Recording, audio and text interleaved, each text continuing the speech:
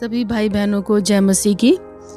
आज हमारा उपवास का 11वां दिन है और आज का हमारा विषय है अहंकार कम करना।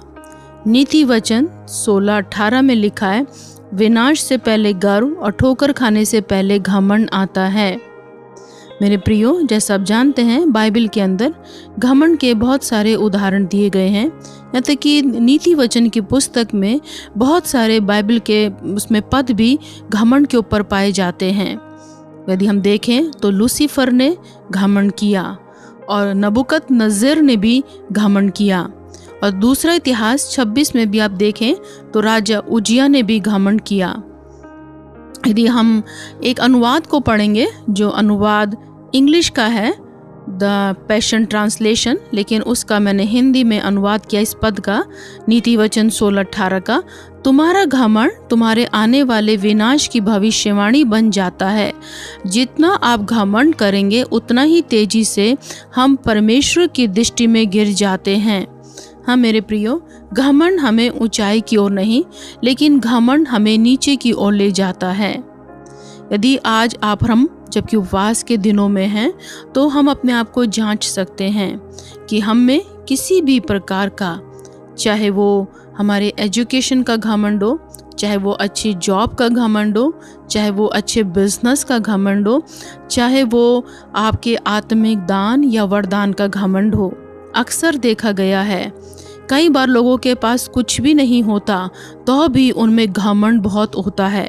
ये प्रिय जान रखें कि घमंड हमें कभी भी ऊंचाई पर नहीं ले जाएगा। इसलिए आज ये अच्छा समय रहेगा कि हम अपने आप को जांचें, अपने आप को देखें। हम अपने विषय में बहुत अधिक ठीक जानते हैं।